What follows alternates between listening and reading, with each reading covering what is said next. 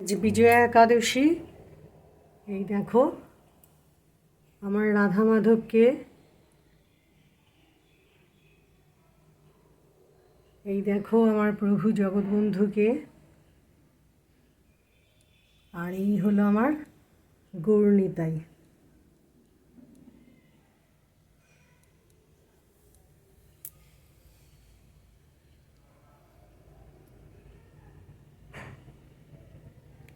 আর এই যে মা তারা,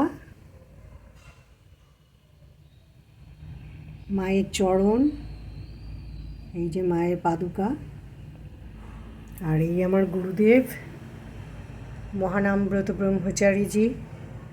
তাকে তো গুরুদেবকে কখনোই লাল ফুল দিতে নেই, তাই গুরুদেবের চরণে চন্দ্রমল্লিকা অর্পণ করেছি। আর এই হচ্ছে আমার মা লক্ষ্মী, দেখো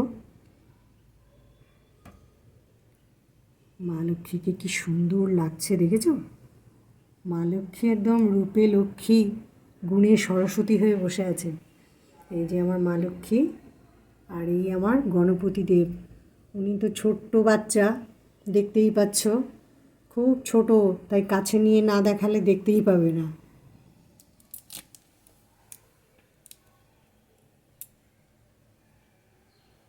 এই হলো আমার মা লক্ষ্মী গণপতি দেবের সিংহাসন, আর এই হলো আমার আলাদা সিংহাসনে সবাই বসে আছেন।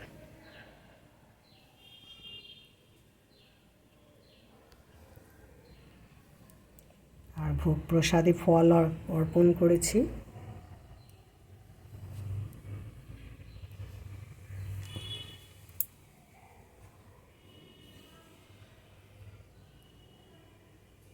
আজকে ফলাহার করেই থাকবেন প্রভু, সাথে আমরাও ফলাহার করেই থাকব।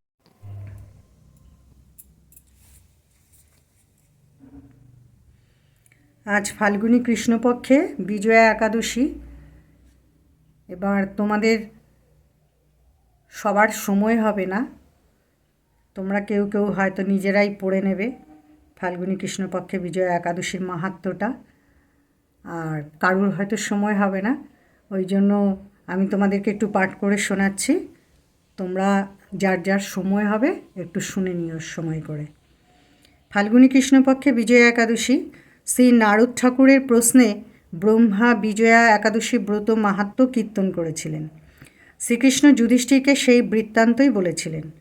লক্ষ্মণ ও সীতাসহ শ্রীরামচন্দ্র বনবাসের জন্য এসে পঞ্চবটী নামক স্থানে যখন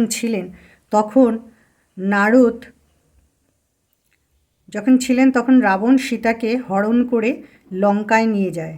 জটায়ুর মুখে সে কথা শুনে রামচন্দ্র বানররাজ সুগ্রীবের সঙ্গে বন্ধুত্ব করে সমুদ্র তীরে এলেন। ইতিমধ্যে হনুমান লম্ফ প্রদান করে অর্থাৎ লাফ দিয়ে সমুদ্র পার হয়ে সীতাদেবীর সঙ্গে সাক্ষাৎ করে তার বার্তা নিয়ে ফিরে আসেন। শ্রীরামচন্দ্র কী করে সসৈন্যে সমুদ্রে পার হবেন তার উপায় কিছু স্থির করতে পারছেন না। লক্ষ্মণ বললেন, এখানে কিছু দূরে বগদালভ্য নামে তপস্যায় রত এক মুনি আছেন, তিনি তপস্যা বলে উপায় নির্ধারণ করতে পারবেন। শ্রীরামচন্দ্র বললেন,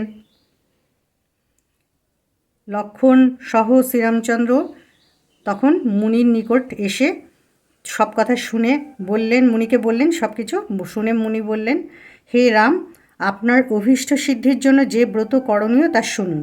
ফাল্গুন মাসের কৃষ্ণপক্ষে বিজয়া নামক একাদশী ব্রত পালনে আপনি নিশ্চয় সমুদ্র পার হতে পারবেন। ব্রতের নিয়ম নিম্নরূপ। এই একাদশীর পূর্বদিন দশমীতে সোনা, রূপা, তামা অথবা মাটির কলসে জল ও আমপাতা দিয়ে সুগন্ধি চন্দনে সাজিয়ে তার উপর সোনার নারায়ণ মূর্তি স্থাপন করবেন। একাদশীর দিন যথাবিধি মালা, চন্দন, নারকেল, সুপারি দিয়ে পূজা করবেন। ধূপ, দীপ, নৈবেদ্য দিয়ে নারায়ণের পূজা করে হরিকথায় সমস্ত দিন যাপনে এবং রাত্রিতে জাগরণপূর্বক শ্রীহরির স্মরণে অতিবাহিত করবেন। সকালে নদী বা সরোবরে কলসিটি বিসর্জন দিয়ে শ্রীনারায়ণের মূর্তিটি কোনো ব্রাহ্মণকে দান করবেন। এই ব্রত প্রভাবে আপনার নিশ্চয় জয় হবে। শ্রীরামচন্দ্র যথাবিধি বিজয়া একাদশী ব্রত পালন করে যুদ্ধে বিজয়ী ও সীতাদেবীকে উদ্ধারে সক্ষম হয়েছিলেন। এই ব্রত পালনে এ জগতে জয়লাভ ও পরলোকে অক্ষয় সুখ লাভ হয়ে থাকে। এই হলো ফাল্গুনী কৃষ্ণপক্ষে বিজয়া একাদশীর মাহাত্ম্য।